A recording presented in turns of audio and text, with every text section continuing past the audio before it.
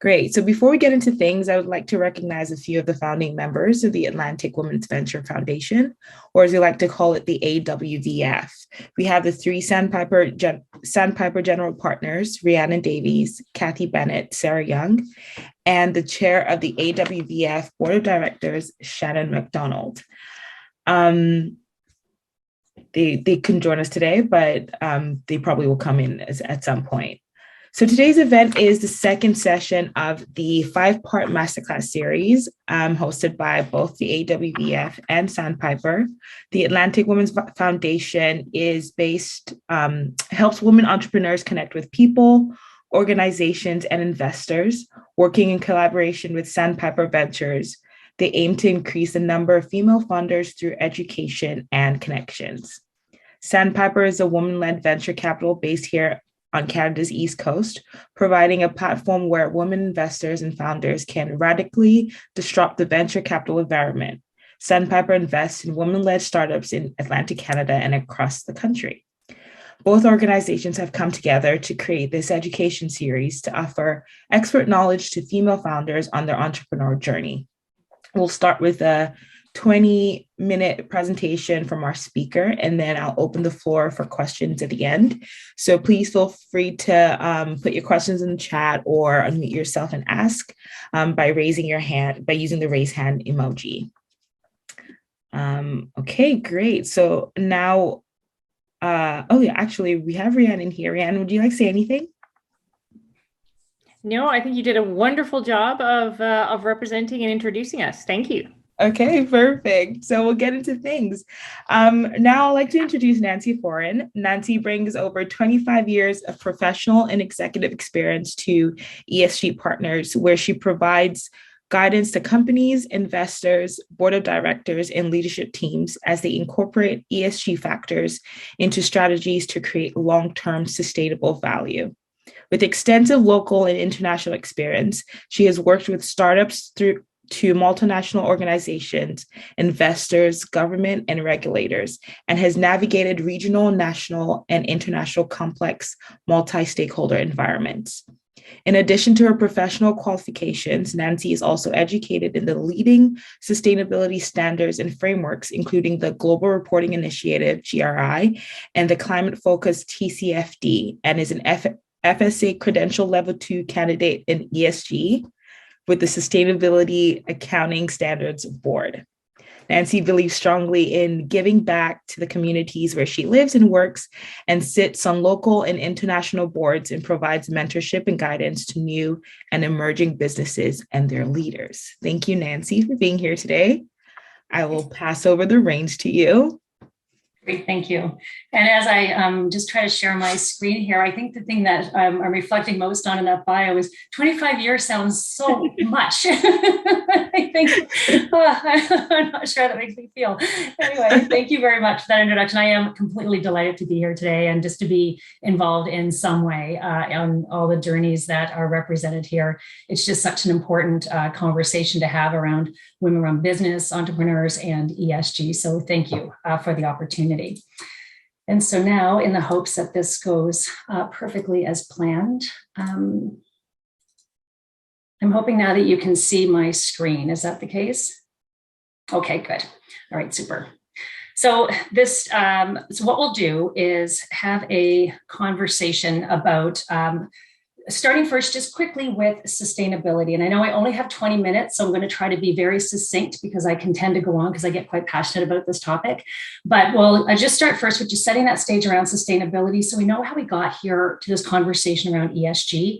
Talk about ESG in that general sense, and then bring it to what matters most, I would expect, to all of you here, which is why does it matter to your company at the stage it's at? Why does it matter in terms of venture capital and this whole ecosystem? And then for the last half, we'll have hopefully lots of questions and discussion. So these sustainability challenges that are up here, I'm sure, are of no shock to anybody. We've been talking about these for years. Sadly, we've only been paying attention to them for the last few. And it's because of the unprecedented impacts that we're seeing from these issues around climate change, biodiversity loss, social issues, geopolitical unrest, And those are just a few of the factors that are leading us to this increased consumer awareness and new policies and regulations that we're starting to see. We're seeing growing competition and rising investor expectations as well. So in recent years, there has been this undeniable push toward more sustainable business models with new thinking around the concept of what we're referring to as stakeholder capitalism, which focuses on that long-term value creation for all stakeholders, as opposed to, as opposed to what we used to see in the past, which was more so around the primary focus being on the shareholder or the investor, which tend to be very short-term in its focus and could impact that sort of long-term sustainable outlook about a company having a broader purpose than just making short-term profits. So pressures are increasing for businesses across all sectors to embrace sustainability, to meet those consumer expectations, to stay ahead of regulatory changes, to address competitive threats, and to continue being able to attract investors, funders, and lenders who themselves are expecting more information and transparency from the businesses that they choose to support. But they're also getting a lot of pressure from their stakeholders to start to look at some of these issues around the environment and social impacts and good governance. And so at the same time, we sort of look at this from that accountability lens, but at the same time, what this does is it opens up the opportunity to look at new opportunities for business as they adopt these new models, to find efficiencies that lower cost, that identify new market opportunities, and strengthen supply chains, which of course is really under the microscope over these last couple of years and looking like it's not going to change anytime soon. And then, of course, also attracting talent who are increasingly being drawn to companies who have a mission and a purpose that they can identify with and see it all the way through to how they actually conduct their business. And a final point that's so important as we talk about this ESG area is it's also about being able to tell your own story. So ESG at this sort of, core, it's all about transparency and accountability and all that sort of thing. But what it does is it allows a company to say, this is what we're doing. This is what we're doing well. This is what we're working on under these three pillars. Because what's happening is companies don't share this information, the community around it will start to fill in the blanks. So being able to tell a story and have a framework in which to use to tell that story, it's becoming really important. And that's where ESG has been so helpful. So what is it? So ESG refers to those environmental, social, and governance factors that can impact the long-term sustainability and societal impact of a company. So environmental issues include the environmental impacts that a company may face or contribute to, climate change, energy management, emissions, and biodiversity. Social issues are things around diversity and labor relations, human rights, product safety, cybersecurity, data management, employee health and wellness, inclusion, and governance. It's around board structures and oversight, companies' leadership, how it guides the company to have a positive impact, ethics, compensation policies, all those sorts of things. And so it's I guess similar, but it's unlike impact investing, because impact investing really squarely focus on the external effects of a business. So those external impacts. ESG really is more concerned with the internal practices that support the company and the investors who invest in that company to make them both sustainable and create value. So hopefully that makes sense. We can talk about that later if it didn't. But there can be a hesitancy for companies, and we continue to see it not just in with the startup community, but across all Atlantic Canada. Actually, we see it as there's this hesitancy to integrate ESG factors into business strategy because there's a belief that the cost or the efforts may outweigh the benefits. But research that's coming from both business experience and academia really does point to quite the opposite, that by embedding ESG clearly into strategy, it does have a positive impact on business performance. So when it's done well, ESG has been proven to lead to improved risk management because of how you're embracing a broader concept of risk, improved relationships with stakeholders, which is so critically important, building customer loyalty, which often leads to them being less price sensitive and more forgiving when there are issues encountered, for example, in supply chain delays and challenges. Helps foster innovation. We're seeing things from a different way, looking at risks and turning those into opportunities. Again, it's a great tool. By embracing these broader factors, it really does help attract and retain the best talent as you're looking to build your businesses, because employees are wanting to be attracted to those organizations that it can align itself with and their thinking and values with. And also companies that don't have that poor performance or that you need to pay to offset a negative work environment. This really does help. And also what it does is it allows for more predictive growth and profit margins, because there is that stabilization because of the embracing of all these other issues, rather than just focusing on that short-term profitability, if you will. So companies that are supported through venture capital or startup funding are really, the reason why this is such an important conversation is because they really are shaping the future.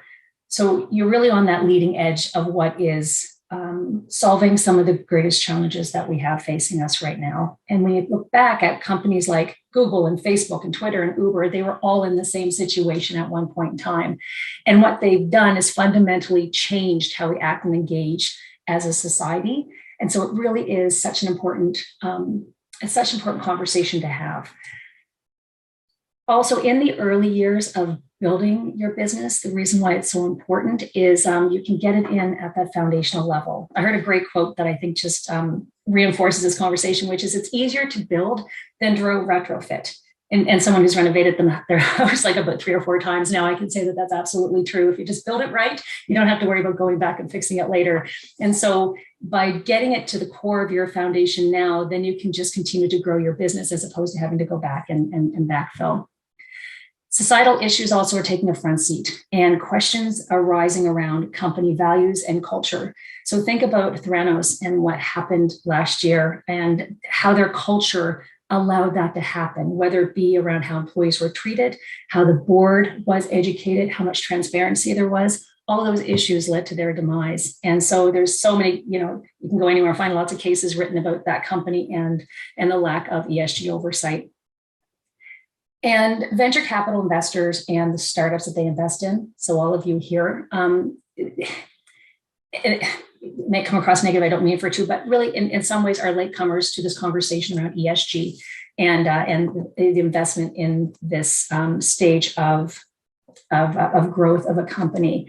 And it's really, in my opinion, it's part of the whole trajectory. There was such a focus on the large companies, those in the fossil fuel sector, over the last 10 years, because they had such an impact, and it was so predominant, and pension plans were dependent on it and that sort of thing. And so it's just taken a while to get the conversation to come here.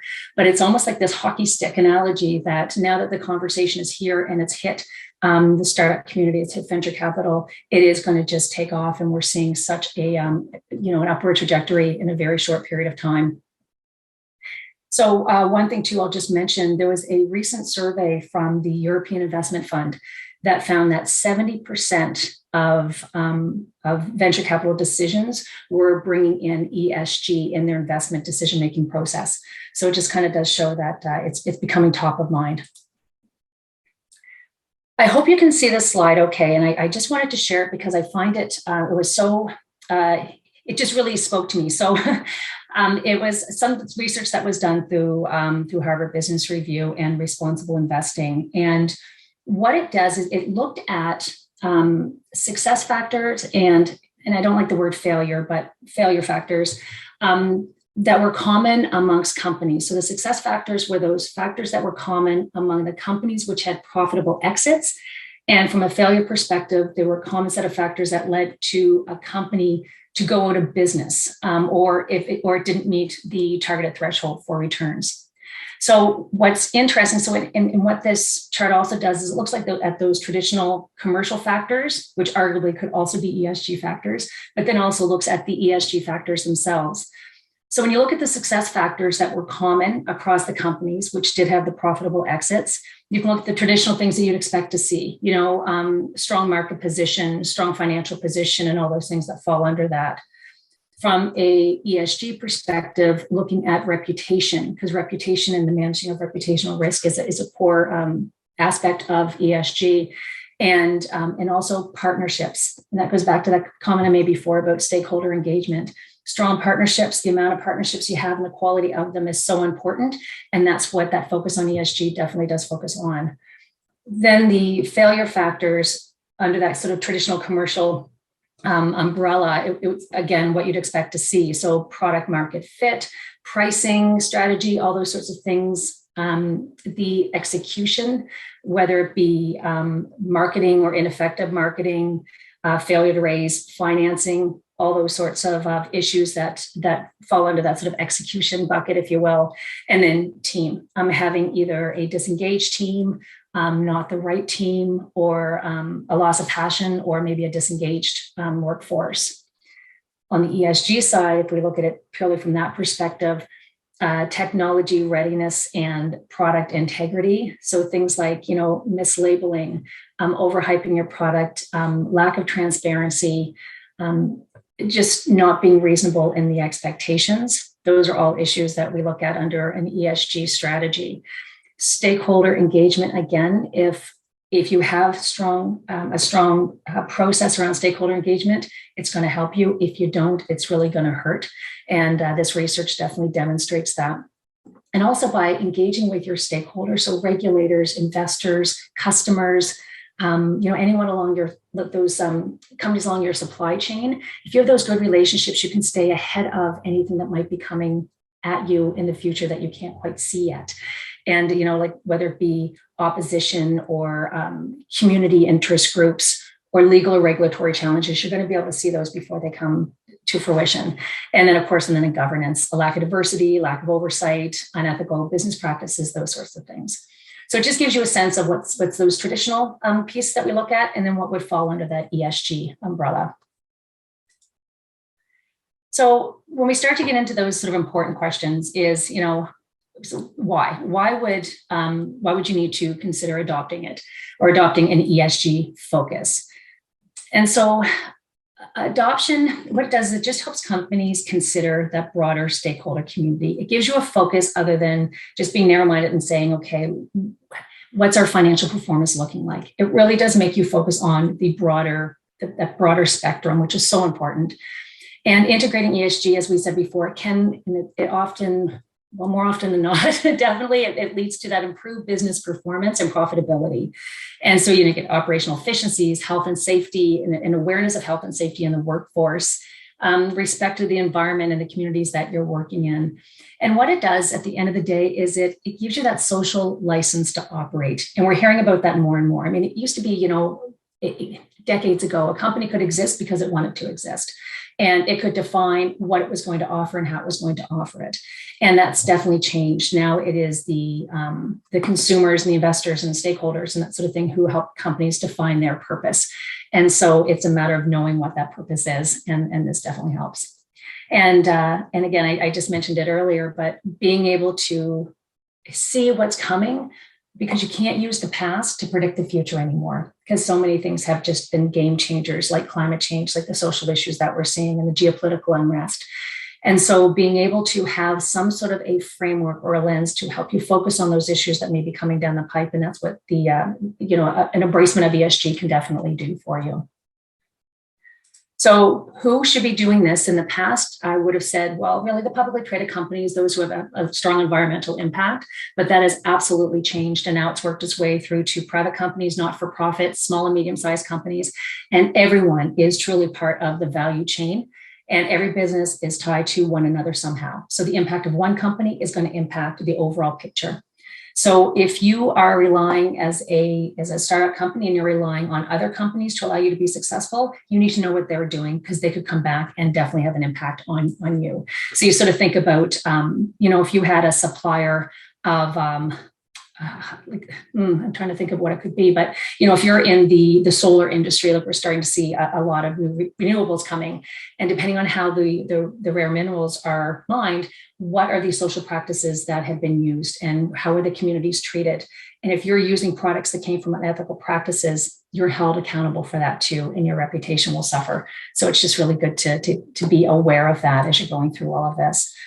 And as far as timing, you won't be surprised to hear me say, but it's now. It is widely known that private and small, medium-sized companies have been lagging in their adoption of ESG, rightly so. There's just been a lot of other priorities to get to, and the conversation is really only even hitting Atlantic Canada in a big way right now. But research shows that also that companies may not want to focus on this because it does seem as being too costly or it's too hard to operationalize. But really, being in Nova Scotia, being in Atlantic Canada, it's just such a great ecosystem to be part of, to be able to get that reinforcement and to get that support, to be able to start the process.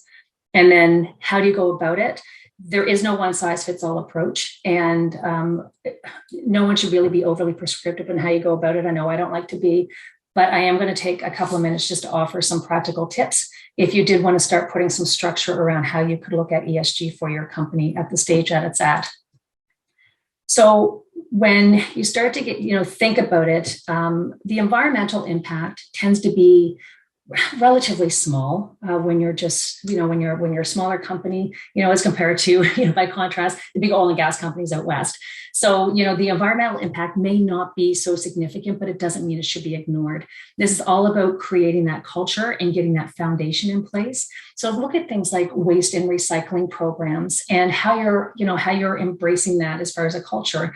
Do you have like a recycling program in your office? Do you kind of move away from people bringing in single-use plastic? All of that helps get the conversation started. Energy efficiency, are you turning off the lights? Do you have smart meters and all those sorts of things? And then to help reduce your carbon footprint, look at having everything stored in the cloud so you don't have these data servers that are sitting there using a ton of carbon, both in their production and their use.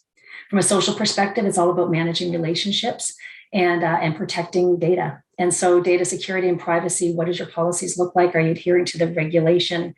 And could you say how strictly you're able to enforce the security of data? Gender and diversity inclusion. I mean, that's something I'm sure is just top of mind constantly for the group that's here. Labor practices and working conditions, and things like on-the-job training. What benefits do you offer? What does that compensation policies look like? And also community. How you're engaging with the local community. Are you right? That's a big stakeholder group to be aware of. And then supply chain management I would say it's probably never been quite as tricky as what it is right now with what we've seen over the last 2 years with the disruptions because of COVID. And now that we're seeing with the unfortunate situation that's going on right now in Eastern Europe. So it's hard to say how things are going to play out when it comes to the supply chain. So it's just really important to be aware of. And then with governance, it's, a couple of, again, those top of mind comments would be around diversity and on the board and executive team, and oversight, to make sure you do have that proper oversight from your board and use them as the important group that they can be to benefit you in terms of oversight of policy development and implementation around policies that will support an ESG agenda. So BDC, which is the Bank for Entrepreneurs, they've developed a DEI reporting template. It's on their website, and it is designed for Canadian GPs and portfolio companies. So what it does at the highest level is it shows the issue around diversity, equity, and inclusion is really important to entrepreneurs and really important to those who engage with entrepreneurs. And that's why, having that focus on it in and of itself says something very strong. Within that, what they've done is they've created qualitative and qualitative metrics, if you will. And what they do as well is they're basically saying, these are the risk areas that you need to be aware of as an entrepreneur and within your company, because all this comes from research, all this comes from awareness. So you take this information and say, okay, these are the things I should focus on because this is what might trip me up as an entrepreneur, as a business owner. So things like on the qualitative side, and when we say qualitative, because you can't really measure if you have a policy or not, you either do or you don't.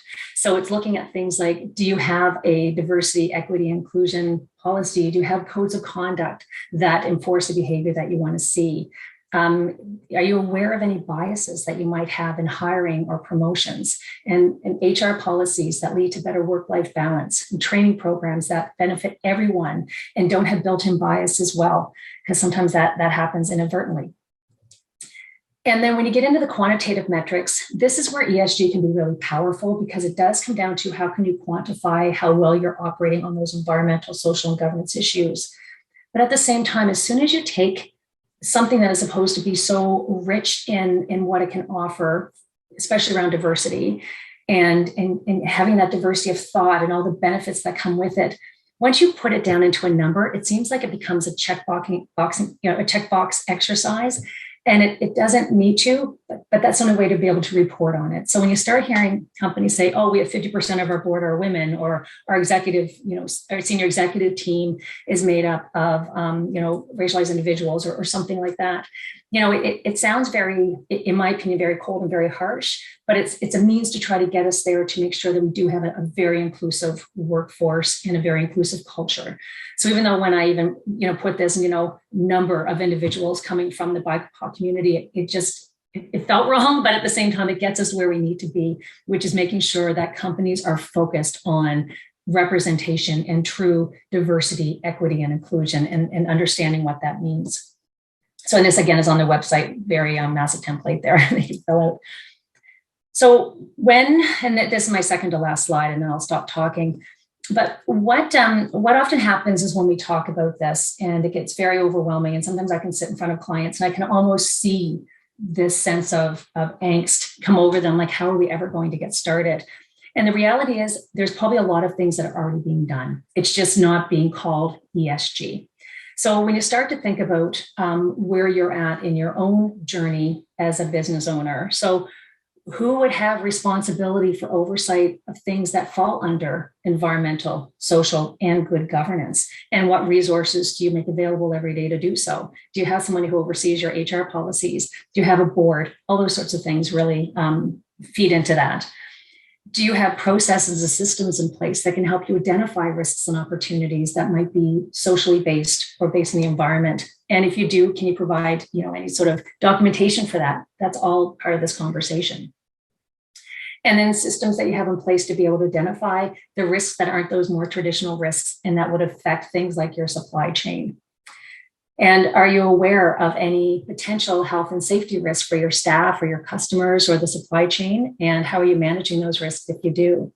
Things like data security, do you have a policy around that? Do you have an ability to be able to make sure that you can have confidence that you're protecting the data of your suppliers, of your customers, of your employees?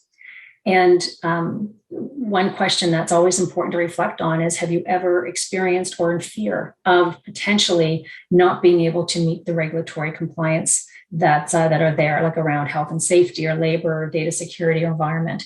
And if so, those are great areas to start thinking about how do you wrap your arms around this. So the big takeaways is, and I went through this very quickly. I mean, we could spend an entire day talking about this topic, but ESG is a journey. And, it's such an overused analogy, but it's a marathon and not a sprint. So it's one of those things, you just start and build on it and just get it embedded in your culture and the way of thinking. So it's about progress, not perfection up front, just start the journey.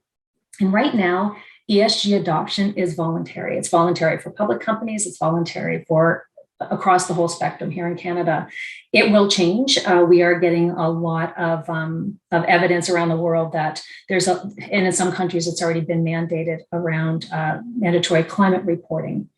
So that's coming, but it won't affect, those mainly for the large emitters, publicly traded companies.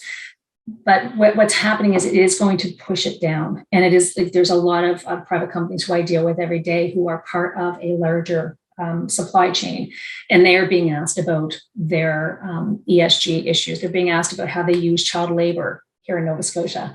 And so, just if a company has a policy and you fit within that company value chain, it's something that is going to be pushed down. But again, it's not mandatory yet. It's voluntary, so it's a good time to really to embrace it and really link ESG to your mission, vision, purpose, and values. And just to make sure that you do think about this as you think about what's your purpose and what's your core and what's important to you. And just always stay focused on those benefits. It really does lead to a competitive advantage that you can go out and say you have this focus, and it will allow you to see new opportunities and again, be able to engage with your stakeholders in a much more proactive way, improves risk oversight and helps to identify opportunities and really create value. And it all comes down to the whole premise that we can't use the past anymore to predict the future. When I went through my accounting training, that was always, financial statements were great because they showed what happened in the past and how that's going to prepare us for the future. And that is no longer the case. COVID taught us that. Climate change is teaching us that. What we're seeing with the political unrest that's taking place right now in the Ukraine, it's just it's showing us that we can't rely on anything from the past to really take us forward. So it's needing new tools that we can use to prepare us for the future and to see those hidden risks that are around the corner. And that's what ESG integration within a company is aimed to do. So that's a lot of information, I know, and I apologize, but now we can open it up and actually have some conversation if anybody would like to. Thank you, Nancy. ESG can be a very broad and overwhelming topic, and I could see there are some specific points on how to get started and just get it going. So thank you for that. Before we get into things, though, I know I can see Kathy and Sarah did join us, and I realized Eleanor Marshall is here with us too. She's a member of the AWVF Board of Directors. So thank you for coming and joining us. So we are in the part of the session where the floor is open to questions. Feel free to unmute yourself and go ahead and ask, or if you don't want to, you can put it in the chat and I'll read it out. I don't know if anyone's ready to go with a question. I'm not seeing hands so far. I guess, okay, so everyone's getting warm and that's fair. So I do have a few questions prepared that we can kick off with, and then and I'll keep an eye on the chat. Okay, so the first one is, I know you have covered actually some of the questions I prepared. You did cover it, but I'll go through the list. The first one is, how do you develop a global approach to ESG for companies looking to expand into new markets? It's starting a journey for starters, but there are lots of global frameworks that can be used. I hesitated to put them up because it can get very overwhelming very quickly. But there are global frameworks that are in place that any company can fit themselves in, depending on what framework is used. So, one of the frameworks, the Global Reporting Initiative, it's really stakeholder focused. It looks at environmental, economic, and so my dog is walking around behind me. I hope you can't see her walking around, but I apologize if you can hear her. I tried so hard to make it not happen. But the Global Reporting Initiative framework, it's great because it really does look at that stakeholder perspective. And that's what the global community uses a great deal, along with the Sustainable Development Goals. So the UN has actually defined what sustainability is by coming up with these 17 global goals and metrics to allow companies to be able to say, okay, how can we fit within a broader purpose? And how can we actually say that we're being sustainable? So there's things like that are quite readily available. And then from an impact perspective, there are also impact measurements as well. And there's quite a broad ecosystem. But what's also happening too, and not to belabor the point too much, but there's an organization called the Principles for Responsible Investment. And the PRI has been really driving a lot of integration of ESG and investment decisions for larger companies. And over the last year and a half, they've been really focusing on venture capital, again, because of the impact that the companies can have on how we live and a lot of the answers that we have to some of our biggest issues and challenges right now. So they have actually partnered up with an organization called Venture ESG. And if you just sort of look it up, PRI and Venture ESG, what Venture ESG has done is they're trying to get this community together of over 200 sort of actors in this venture capital ecosystem to say, how can we bring ESG down to the level of a startup business with venture capital, where we don't have all these rating agencies that are geared towards these massive publicly traded companies. And so it's really creating a better, like a more structured conversation around this, as opposed to saying, here's some things you can measure, some things you can do. Let's get some structure around it so we can have some comparability and make better decisions. Because it's really just about transparency, comparability, and better decision making. So long-winded answer, I'm sorry. No, that's great. Thank you. I see Lynn putting in the links to the websites that you did mention. So just in case anyone missed that. Kathy? Yeah, no, Nancy, I just wanted to accentuate something that you said in the presentation around it's easier to put the correct plumbing in as opposed to renovate after the fact. Through Sandpiper, we had, and it may have already been discussed, I've had the opportunity to start a whole bunch of companies and buy companies through 30 years of being an entrepreneur. And sometimes when you get to start fresh and start something from the very beginning, it's a really easy time to seed some of the things that you're talking about. What I would, my 30-year-old self might ask is, how do you pick the best place? Like, how do you, if you're a founder, and it can be quite overwhelming to think of all of these areas that you need to address, is there a suggested approach or strategy that you would offer these founders to help prioritize so it's not as overwhelming to get the right seed in the ground, so to speak, as they grow these fantastic companies? Yeah, absolutely. The best way to know where you should focus is to talk, like, again, I use that word stakeholders, but it's to know what's important to those who are the most important to you, if you know what I mean. So as a company, who are you impacting and who can impact you, or what entities can impact you the most, and what's the most important through all of that. So it really is highly dependent on what your business is, what impacts you can have, and those sorts of things. But you look at what your purpose is, and lean on your board, lean on, or your advisors to say, like, what are you seeing? Do some pure assessment and find out, what is going on, what's being talked about. And then just bring it in. So my advice overall is, when you start looking at the three pillars, like, think of it like a three-legged stool. You need to focus on all three, or it's going to get really wobbly. So pick just a couple of areas within, the environmental lens. And maybe you're saying, well, we don't really do anything. Well, are you using any chemicals within your organization? Are you, needing to eliminate waste? Are you having, your employees, are you, welcoming them to not worry about coming into work, save the carbon footprint of them driving back and forth? And there's so many things you can do. So even if you don't think you really impact the environment, there are ways you do.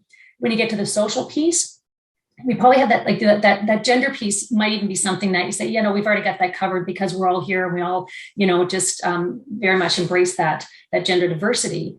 But perhaps take it a bit further. What do your policies look like, and how can you make sure that you've got those in place?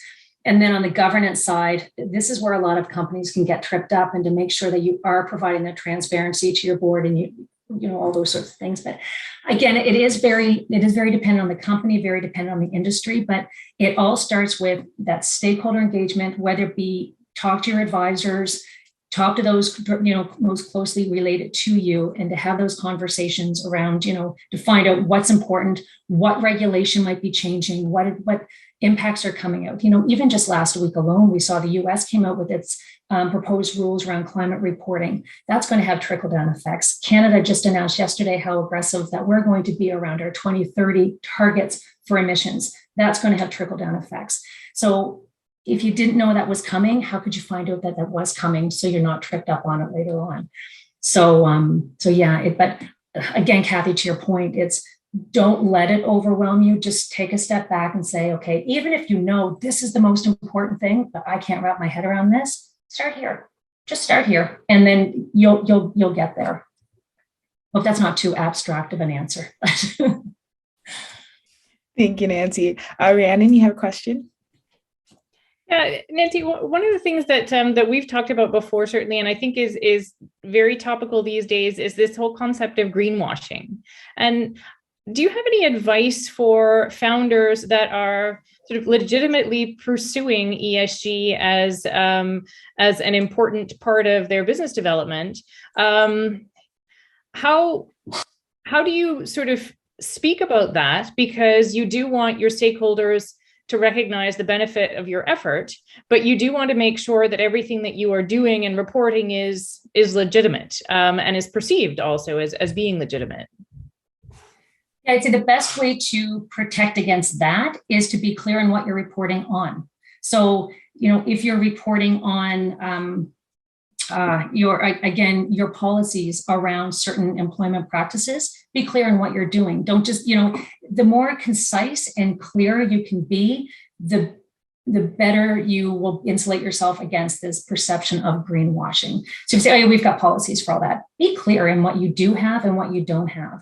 And to the extent that you can, in whatever it is that you are going to put in as your priority areas, to the extent that you can, put in as many measurable pieces. So you can actually say, instead of saying yes or no to every question, again, is that qualitative versus quantitative? If you can get some quantitative metrics in there, like we reduced, I'm going to use a really easy one because at every small business, you have people coming in and bringing, single use plastic or something like that. So, we eliminated all use of single use plastic, right up to we are now measuring our scope 2 and scope 3 emissions. And we're going to start reducing them by all of these, by these initiatives and by this much. So being clear in what you're doing, how you're doing it, and how you're measuring it. And that will help offset the risk of greenwashing. But I think this is something, Rana, that you and I talked about before, which is just don't let that stop.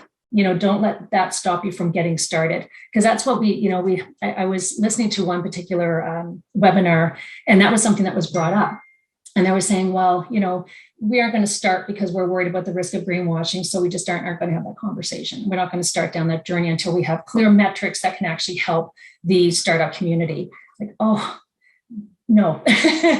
So it's just be clear and be purposeful in your intent, and don't be fearful of articulating it. That's where the frameworks can sometimes help, but sometimes they can be way more than what you need. Perfect. Gabrielle, you have a question? Yeah. Awesome. Thanks so much, Nancy. So Nancy, since we last spoke, we've been trying to incorporate ESG at my company, specifically in creating a framework for tracking those qualitative and quantitative metrics. Where we're at now is, a question around where does this information go from here? So are we, of course, reporting it to investors makes sense because they're within that close circle, but, I'm a little worried publishing beyond that, what will go on a website, for example, I guess, where does this information go? When you are a private company, it can go as broadly or as closely as you want it to go. You don't have anyone forcing you or any regulatory body telling you what needs to be disclosed. And as opposed to publicly traded companies where pension funds are invested in them and all those sorts of things, they do have a requirement to be very open about what information they are tracking and how they're doing, because there's a lot more at stake. So it's wherever your comfort level is and where you are in this journey. I would suggest if you're committed to this though, don't be shy about celebrating it. I think we all get very worried about, are we sure we want to disclose anything? You could even just say that we are embedding ESG practices into our strategy, and we are focused on environmental, social, and governance issues that will allow our company to be stronger in the future, those sorts of things. You could, at the top level, you could say these are our key priority areas under these, 3 umbrellas. So maybe in the environment, we say we're focused on this and this, and just leave it there. You don't have to necessarily be open. You don't have to disclose it, but the more you can disclose, I just think the better your company would appear to be to all your stakeholders, right? So, yeah. But, wait until you're comfortable, because that's one thing too. I think sometimes some companies may go a little bit too quickly and start to celebrate all their success and maybe they might have put sort of the cart before the horse, if you will. But if you're on your journey, I would say if you're comfortable with it and your investor, your board, your advisors are supportive as well, I would say absolutely start to celebrate it. Awesome. Thanks so much. Great. Yuji? Thank you, Nancy. I have a question around the tools that we're using to measure these metrics. And really, right now, we don't have awful lot of very sophisticated tools in terms of quantitatively measure ESG and impact, and to integrate those data with. And it really comes down to the cost structure of businesses along the supply chain as well. And there isn't a lot of sophisticated tools to manage that kind of supply chain cost from end to end. We do have, a service provider in our ecosystem, Riddle, founded by Janelle, and I worked with her last year on a small project in SDG reporting. But wondering, what's your thoughts on kind of the future of these tools? What are the capabilities of these tools, or how these tools should perform its task, and how it's integrated with existing tools out there? For example, if we're doing like a tax reporting with QuickBook, would another tool be integrated, providing those ESG data, for example, in enterprise resource planning with the SAP software, for example? Wondering what's your thoughts on those? Yeah, that's such a great question. So because the whole ESG landscape has been, the term a Wild West is not exactly a great term, but some people have used it, and I can see how that's applicable because it's just been so many actors in this whole piece are trying to find a way to help support the cause, if you will. So there are standard setters, there's frameworks, there's rating agencies, there's data aggregators. There's so many who are trying to help organizations and investors assess their impact across ESG and across the supply chain. So you've got large organizations that are now being asked to assess their suppliers along their chain, and upward, downward, and across the board. So it is, to say it's straightforward right now would be completely false. It is tricky for sure. And to your point about, how do you track it? So if we even just to look, I'll use one example, which is emissions, because emissions are going to get so much attention. So whether it's carbon or methane or what have you, scope 1, scope 2. So scope 1 is just direct emissions that you cause. Scope 2 is what you buy. So, your purchased electricity, hydro, that sort of thing. And then scope 3 is all that indirect that you have no control over, that companies are now also going to be responsible for. How do you track it? How do you hold yourself accountable to that? And how do you measure it? It's not going to be easy. And what I'm seeing, I can guarantee almost every week, if not twice or 3 times a week, I'm getting approached by another data company saying, we've got a solution for you and your clients that we can help track and measure your ESG performance. Really? Wow. So everyone's doing it. Everyone's doing it a slightly different way. I have a data partner, and what we're trying to do is to say, what does a company need? And let's make that work, right? So there's so many different approaches, but to your point, yeah, it's, I wish I could say, oh, this is how you do it. Everyone's still trying to figure it out. So I would say you start with what you want to measure, start with what you want and need to track, and decide how far you can go with it. Like sort of that whole boundary, like how far can you go with what you can actually measure, track, and impact, and impact, I guess. And then stick with that and be clear on that. Going back to Rhiannon's comment about greenwashing. If you try to take on too much, go too far, it might dilute what you can actually do. So just keep it close, find out what you can do. Like you said, working with Janelle and Riddle and getting your some tracking around the SDGs, that's fantastic. And just take it in bite-sized chunks, because it is tricky. But if you do want to have a side conversation about what some of the data tools are, sort of in that bigger picture, I can help share what I've been able to to assess from all the many options that are out there. Yeah. Awesome. Thank you. Okay, that was great. We've had so many great questions, and then we have about 8 minutes left. I see Megan. Okay. Hi, thanks so much. Hi, Nancy. I'm Megan. I'm the co-founder of a company called RO Carbon. So we have automated ESG aligned offsets that we create from buildings. Oh. Actually, I think I looked at your website yesterday, believe it or not. So that's super great. cool. Yeah, I'd love to chat with you and just nerd out on the side sometime. So it's so funny, Gabrielle's question. I was just going to mention that we were actually speaking to a privacy lawyer about that today, because we've been really, we have this blockchain transparency thing, trying to show all this data that went into, yes, this is the exact offset that's been created from all this data we've collected. So, the biggest thing is personal information. That's really what we want to limit. Which is, in terms of a company, it's if the company signs off, and to your point, yes, we're okay with all this information going out, as long as it's not someone's like name, age, birth date, like that kind of personal stuff. That's really what, needs to be limited on the privacy side. So I just thought I would add that to the conversation. Aside from that, I guess I just had a question from kind of a different lens from, startup entering into this space where you have so much experience on the ESG side. Like you said, there's so many companies trying to approach this from different angles. I just wondered if you had off the top of your head kind of any tips or things that you think could really, trip me up, or, the kind of things that I wouldn't maybe even know to ask about, that you've just been in this space for so long. You see a lot of people coming in, trying to, innovate this space. And I just wonder if there's things that you're seeing, like, people kind of trying to do, and you think, oh, geez, it's done like this for a reason. I don't think it's going to work. Just kind of wondering if you have any, sort of from a startup perspective, what I might want to watch out for in this ESG kind of aligned type space. So do you mean with respect to the tool that you're creating, or for your company, like for integrating ESG with, like, from a strategic perspective?